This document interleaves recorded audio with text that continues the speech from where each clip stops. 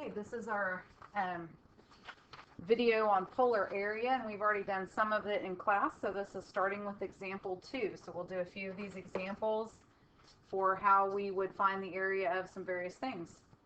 So this one says find the area of one petal of r equals 2 sine 3 theta. So what would be helpful is to know what this is, and this is a rose, and it has 3 petals, and we kind of learned that from looking at things. So you have 3 there. When you have odd, it has that many petals. And if it's odd, it's going to trace the entire curve out from 0 to pi, and we'll kind of be able to figure that out here in a second. So if we're looking at our graph here and say we didn't know what it looked like, then we might as well try some values. So let's see what happens if theta is 0. If theta is 0, you're going to have sine of 0, so you're going to get r equals 0. So let's try theta equals pi over, well, let's try some values not quite all the way to pi over 2, because we know this is a rose and it's going to have several petals in it. So let's try that. So we have pi over 3. So if we do sine of 3 times pi over 3, that's sine of pi, and sine of pi is 0, and so we get r equals 0 again. Well, what that tells me is that I've started at 0, and I'm going to go out in my petal, and when I get over to pi over 3, I'm right back to 0 again. So I could use that fact a little bit to help me here with, to see that. You can also go ahead and try some other values. And then also remember we talked about, let's find out where this thing equals 0, so I know every time that it comes back to the pole again. So if I solve that, it would be when does sine of 3 pi equal, or 3 theta equals 0? Well, that's when 3 theta equals 0, pi, 2 pi, 3 pi, etc. And so divide all those by 3, that's going to be at 0, pi over 3, 2 pi over 3, etc., etc. Okay, so those are all the times it's going to keep coming back to the pole again. Well, this is sufficient because this gives us one petal, and that's all I'm supposed to find. Even if it told me to find the entire rose, I would know it has 3 petals, so as long as I found one petal, I'm good. So here we can again imagine the lines coming out to show that, and here's my pi over 3 where that ends, and then I was 0 here at 0, and so there's my petal. So this will give me one petal for that. So my formula for area is 1/2 integral from alpha to beta, so in this case 0 to pi over 3, and then I square my r, and that's it. And then I'm not going to do the rest of this part of that, of actually doing the integrals. I just want to get all these set up for you. So you need to go through and do that and practice it, and then put it in the calculator and check your answer. But I would strongly suggest you practice using those power reducing formulas and things in order to get this answer. All right, so let's go ahead and go to the next example where we want to again find the area of one petal of a rose. Only this time we have cosine of 2 theta, 4 cosine 2 theta. So this time you're going to have a rose that has 4 petals, because when it's even, you have twice as many petals. So first thing that I'm going to go ahead and do this time is I'm going to go ahead and find out when does this thing equal 0, because we know how the petals work. It goes out and it comes back to the pole, and then it goes out and it comes back to the pole. So let's just figure out where it's coming back to the pole each time. So cosine of 2 theta is 0, so that means when does cosine equal 0? And that's what 2 theta equals. So cosine is 0 at pi over 2, 3 pi over 2, 5 pi over 2, 7 pi over 2, etc., etc. So that means theta would be pi over 4, 3 pi over 4, 5 pi over 4, etc. So when I think about one petal, then I can think about, okay, at pi over 4 I get 0, and at 3 pi over 4 I get 0. So imagine going out on the, here's pi over 4, here's 3 pi over 4. So you're going to have a petal going around like this. If you want to verify that, simply plug in pi over 2 and see what you get.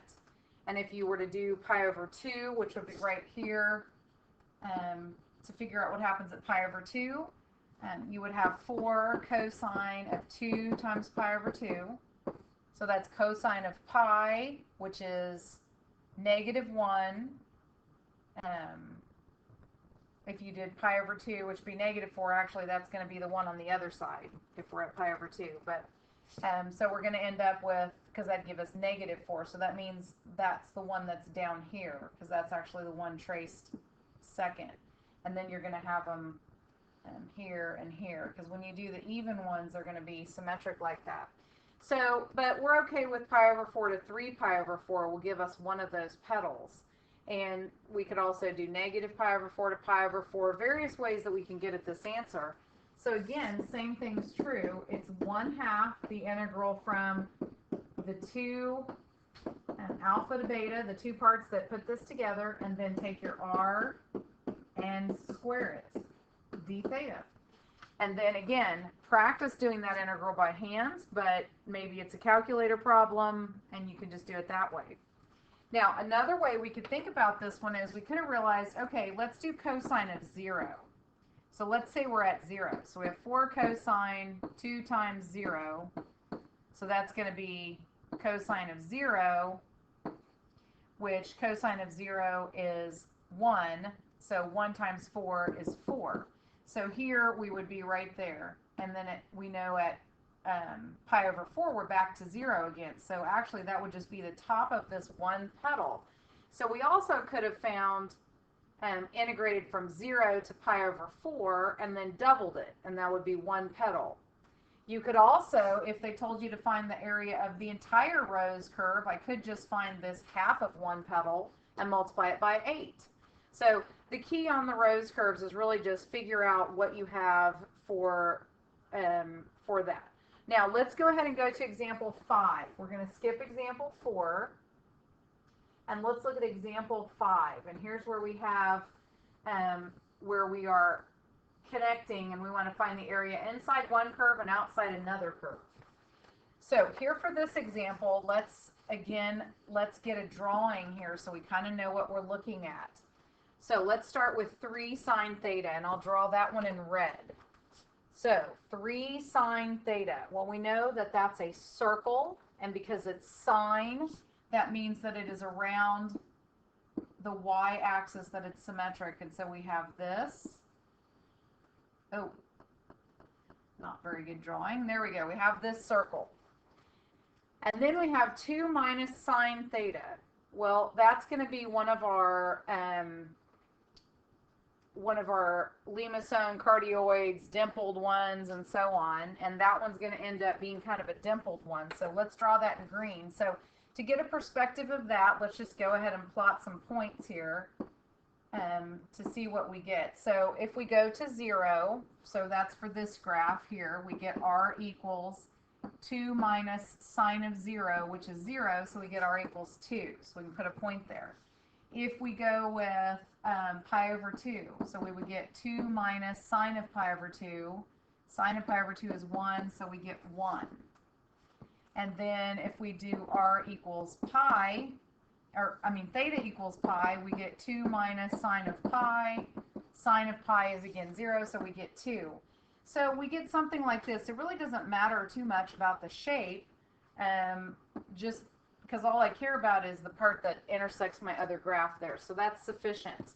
Now let's carefully read what it is exactly that they're asking us to find. So they want us to find the area inside the red circle and outside the green. So that means they're talking about right here, inside the red circle and outside the green. So this is the area that I'm interested in. So to find that, the key that I have here to this problem is I need to find what is this right there and this right here. I need to know what caused that to intersect there.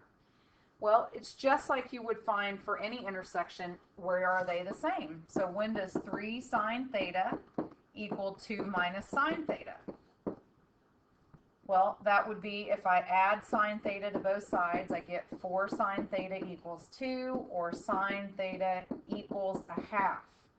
Well, that's going to be when theta equals pi over 6, a bunch of other answers, but I think I can see right there pi over 6 makes sense. So pi over 6 is this first place where we have an intersection for theta, and so it must be 5 pi over 6 for this other side. So that's 5 pi over 6. Well, as long as I know where I am finding where my radii or my radial lines are, then I'm good. I just integrate from pi over 6 to 5 pi over 6. So my area is going to be 1/2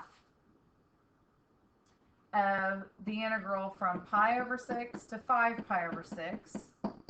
And then I'm going to take, just like we did with when we've done like the washer method with volumes, I want to take the outer one, which is r squared, minus the piece I need to cut out.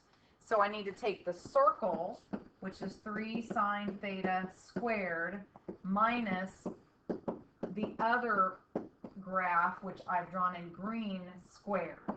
I cut that part out.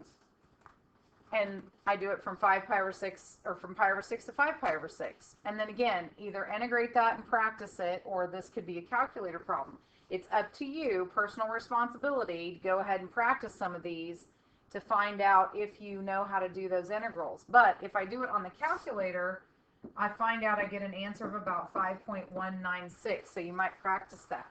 Now, some of you probably noticed that, hey, I could have used symmetry here, because I could have just done right down here where we have pi over 2, and I could have gone from pi over 6 to pi over 2 and just multiplied it by 2, and that would be fine also. So either way, if you notice symmetry, that's great. If you don't, not a big deal. So that's all I'm going to do on this video, and that's what we're going to do on polar area. We will cover more things in class.